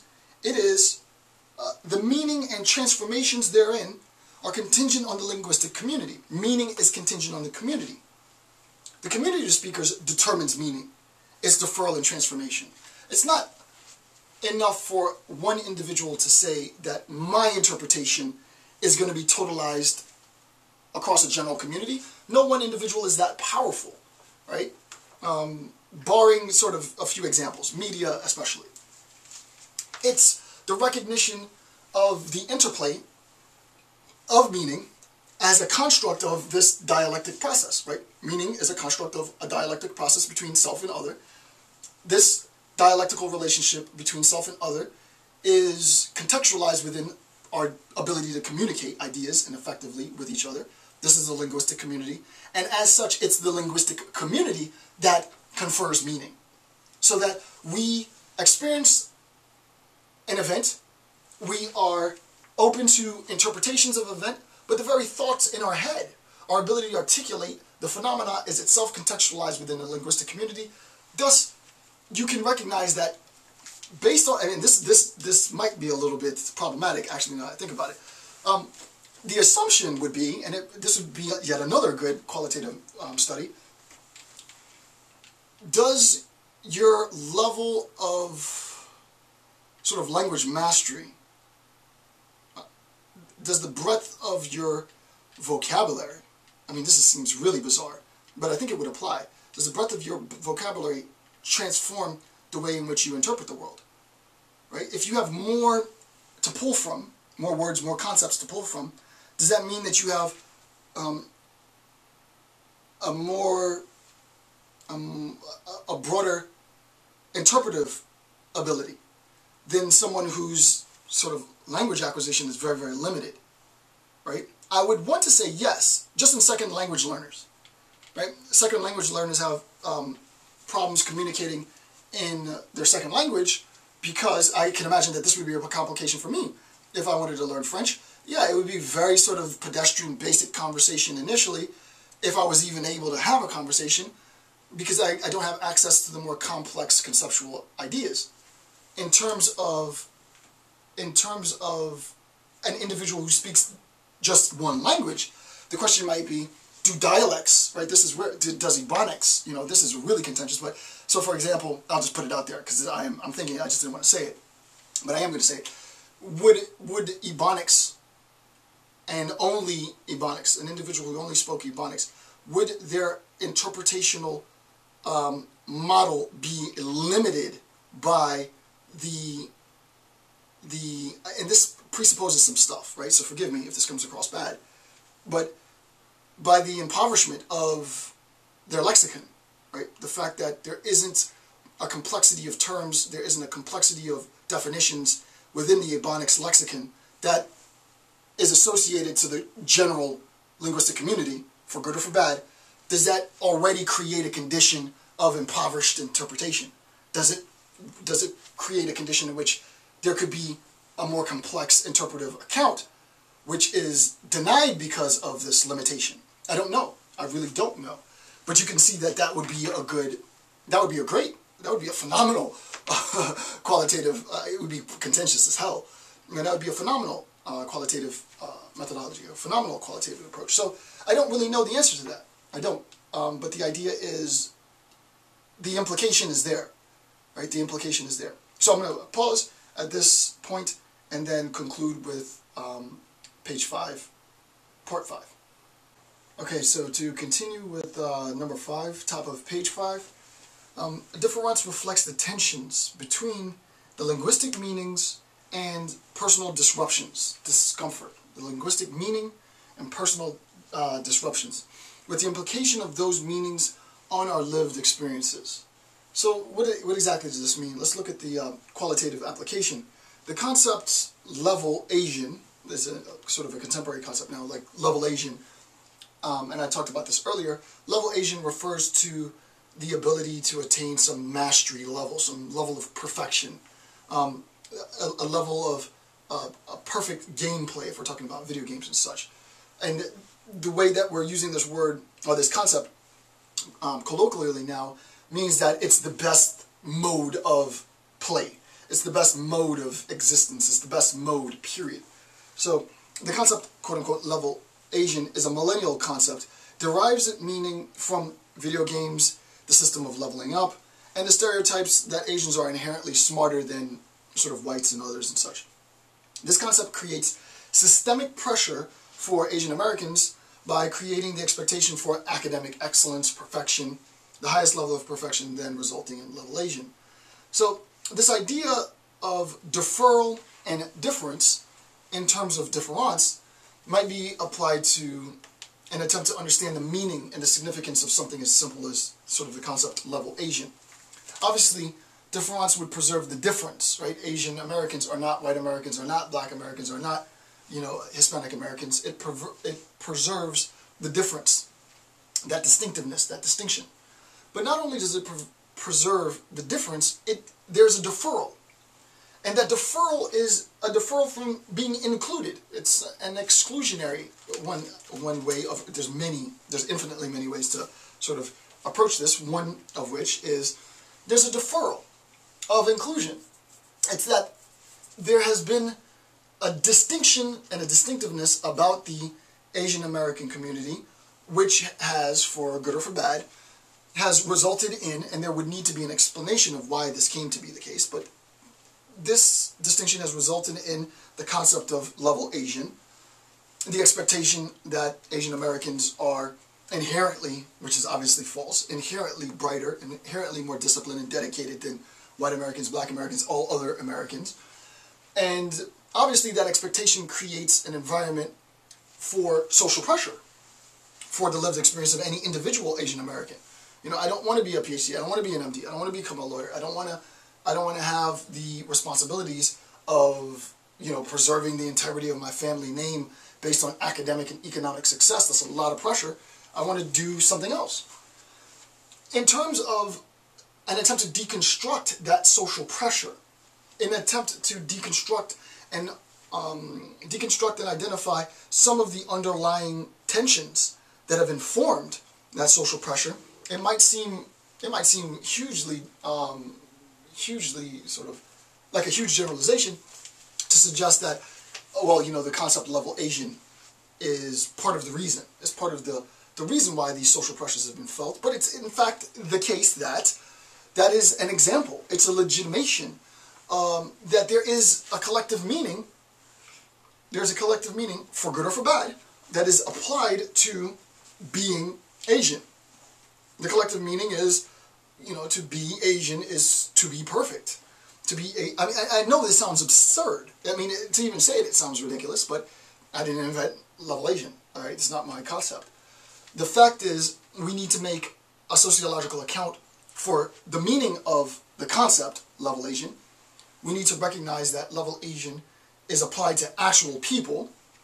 We need to recognize that the application of the concept level Asian to actual Asian Americans creates a condition for possibly social pressure, and a deconstructivist approach to this cannot be culminated, cannot be totalized within some generalized assumption or generalized appeal to statistics that Asian Americans score this on these tests, and white Americans score this, and they make this much money with relative. You can't totalize. You can't, because in a sense you're legitimizing the concept, right, of level Asian, right? The appeal to sort of statistical facts, and that these statistical facts are the condition in which this concept is legitimized, and they do perform well, and they do this. It legitimizes the concept of level Asian, right? And you know, if that's your attempt, at least know what it is that you're doing. At least know that insofar as you seek to legitimize that concept, you're also indirectly legitimizing the subjugation of people by creating an expectation for performance, an expectation for wealth, an expectation for quote-unquote success. At least be consistent in your argument. The idea of a deconstructivist approach in relation to any qualitative methodology is to understand the conditions in which our presumptions, our assumptions about what we say, about collective communities, about the things that we see are critiqued. That it's our assumptions, it's the very condition in which we assume that we know.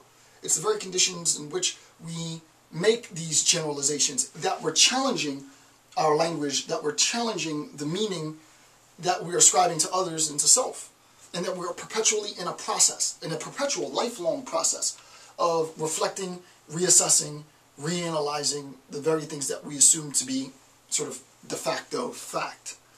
It's that destabilization of our knowledge, that destabilization of our assumptions, that destabilization of our beliefs that keeps us on our toes, if you will, sort of to speak colloquially. It keeps us grounded. It keeps us from remaining stagnant and becoming dogmatic. In terms of your interview and the attempt to apply this to any qualitative research with a participant, it's pretty simple, right? The idea is to challenge nicely, cordially, but to challenge your participant to look for a different interpretation. Like, I understand that was your story, and I appreciate you disclosing X about that condition. Given all that you said, though, do you think there might be another way that you can interpret the event? And you're not forcing the direction. You're respecting self-determination. You're allowing the participant to say yes or no. If the participant says yes, then recognize that the participant's, yeah, you know, there might be another way of interpreting it, is a consequence of you asking. It's just simply asking. Like, do you think there might be an alternative interpretation to that? Have you thought of another way to account for the phenomenon? Participant says, no, don't push it, move on. Yeah, on second thought, there might be more there that I hadn't looked at. And what do you think that might be? I don't know, I would have to think about it. Would you like me to give you some time so that you can think about it? Or, no, not really interested, I just might have to think. Okay. But the idea is you're creating a condition for the individual participant to recognize that there's at least potentially something else there that has yet been unnamed, that has yet to be identified, that has yet to be formalized, that probably won't ever be formalized, and the condition in which he or she, the participant, recognizes that there's a possibility for more, there's a possibility for another interpretation, there's a possibility to explain him or herself in a different way, given sort of tact and a recognition to allow them the possibility to speak, it gives them an opportunity to disclose even more, and that's the whole idea. It's a way of garnering more data, just in a sort of a functional sense, right? You get more data if you allow the participant, the condition, to tell their narrative in multiple ways, by not making the assumption that I'm going to ask a question, you're going to answer, then I'm going to go to the next question, and you're going to answer, right? And that's really formulaic. Question, answer, question, answer, question, answer, transcription, interpretation. That's sort of formulaic. Question, answer. Deliberation. Would you like to think about another way of possibly answering that? Is that everything that you have to say? Or is there another interpretation that you might have with respect to the answer that you've already given? So it's not just question, answer, it's question, answer, maybe a revision on the answer, maybe an interpretation of the answer, maybe another application of meaning to the answer to allow for a more robust discourse, a more robust acquisition of data, right? So that your data better reflects more of the possibilities of the experience, so that we don't simply function journalistically as sort of note-taking and looking for really interesting stories, taking notes and then publishing interesting stories. No, we've challenged, tactfully, and talk with your committee members of how you can operationalize this. There's any number of ways you can operationalize this, but we've created a condition within our interview. We've created a condition within the interview for self-reflection, for deliberation, for a reconceptualization of the event, for a rearticulation of what I just said, right? So that I said something and now I can say it in a different way given an appropriate prompt. Give your participant the opportunity to do so.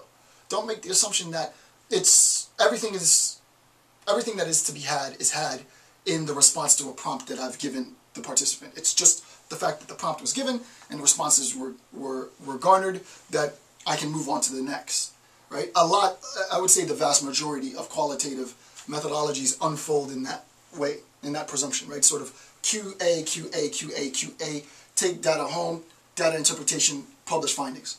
That's sort of the model. It's extremely formulaic. It's rather inflexible. The idea is to give the participant the time and the opportunity to deliberate about what he or she said, and there are any number of ways that you might be able to operationalize this. Obviously, functionally, this is going to create a condition in which you gain more information. That information will better articulate any number of nuanced bits of your research, and it will allow for a more robust, generalizable finding, right? Your findings are going to be more robust. The generalizability of your research is going to be more applicable to a more diverse audience than were you just to go back and forth Q&A, Q&A, Q&A, Q&A, Q&A. You're going to find, trust me, you're going to find tons of resources and gems, as I call it, right? You'll find tons of information if you allow your participant the opportunity to critically reflect, to deliberate on his or her experience. And then lastly, on page 5, number 2, since the implication of quote-unquote levelation disproportionately affects, this is again the same example, since the implication of levelation disproportionately affects Asian Americans in a negative way, psychosomatically, the intensity of difference within the Asian American community is certainly higher than in non-Asian American communities. The idea is the assumptions that we make, for example, as articulated in the concept levelation, disproportionately affects members of a community. And insofar as we say it, insofar as we make the assumption, oh wow, this guy's performing level Asian, and the person might not even be Asian, it might be a white guy, it might be a black guy, it might be a Spanish guy, what have you, sort of to speak frankly here. And you say, oh well, he's performing level Asian, we need to recognize, at least be cognizant of the fact, that to say this, in order to evoke that, applies social pressure to the community who's expected to perform in that manner, who's expected to perform in a state of perfection. And it's unjustified. It's very, very simple in a sense, right? This is a bit trite, some people might say, but the template is significant. Barring the example, the template is significant. And what is the template here? Let's take it to not its most complex level, but a much more complex level. And then to wrap up this section, it's the realization that the words that we say have meaning, have context. The context in which our words have meaning is within a broader linguistic community, so that we are collectively agreeing to, in the use of these terms, in the use of these phrases, in the use of these words, we are collectively agreeing to a meaning applied to the term. Such that if the meaning of any phrase or any term, for example, level Asian, results, if the meaning results in the subjugation of a group, if its application, if its meaning results in the defamation of a group, if its meaning, if its application results in the unjustified social pressure on a group, and we're tacitly continuing to participate in the use of the term, it's important then to recognize that we, as a linguistic community, are tacitly participating in that subjugation of the community. We are, by using and continuing to use the term. So in my day, it was really, the term was gay, right? It was, oh, that's gay, and oh, to say that is gay, and this is gay, and it didn't mean it's an act of homosexual intercourse or an act of homosexual love. It wasn't gay in that sense. We heterosexual members of the community, especially adolescents at the time, would say it's gay, and I said it as a kid, right? You said it as a kid. I mean, everybody said it. It was in hip-hop, it was in everything. No, it's gay. What do you mean by it's gay? You're not thinking. You're sort of just an automaton doing what you've been programmed to do, programmed to say. You hear people say it, you see people say it, and you say it yourself, oh, it's gay. But what do you mean by it being gay? Oh, I mean that it's, you know, effeminate, it's weak, it's not masculine, it's not macho, it's cowardly, it's any number of things. Not recognizing that the use of the term and our community, the linguistic community's general, tacit, albeit unwritten, agreement to continue using the term gay, legitimize the subordination and the oppression of members of the LGBTI community. Now, what, you know, 13, 14, 15-year-old is thinking like that? Nobody is. What 20-year-old is really taking the time to consider this? Really nobody. You know, you go to college, you take a few classes on diversity and such, okay, cool, I got the grade, I'm out, you're not really thinking about it. It's unfortunate, however, that it took, you know, a movement by the NBA and a movement by celebrities and such to wake the community up. It's tragically, it's tragic, that's the culture that we live in, but it is the culture that we live in, that, oh wow, the celebrities are saying stop doing it, so, you know, now we really should stop. Granted, I think it's important that they do that because, you know, I'm doing it now, but the truth of the matter is, you know, very few people are going to listen to me, and the impact of what I'm going to do, all my life's work in terms of this, is going to be insignificant compared to a 30-second commercial by, you know, Angelina Jolie. That's far more impact. It has far more impact than I have because she's who she is. And it's not just her as an individual, it's the social function that she has, that she facilitates, which is that of entertainment and celebrity. That has a lot of pull, it has a lot of social capital, and insofar as social capital is tied to celebrity, what she says and what celebrities say have more social impact than, potentially, than what I might say, right? And there's no good or bad to that, it just is the case. The idea is to be cognizant of the implications, so the application of the things that you say, to recognize the context in which what we says applies to real people, and just to be mindful. And at the end of the day, that's, you know, that's the long and short of it. The application to a lot of these concepts in terms of a deconstructivist approach can be far more diverse, far more, have a far broader scope. My idea is not to totalize the scope here because, I mean, the nature of the analysis, right? I can't possibly approximate a total discussion. It's to give you a general frame, you to have a general understanding, and then to think about what interests you, and take that general structure that I've provided and apply it specifically to whatever interests you. So hopefully that has some general application for your research and your interests. And with that, I want to thank you for taking the time to watch my videos. I'm Dr. Jason J. Campbell. Have a good day.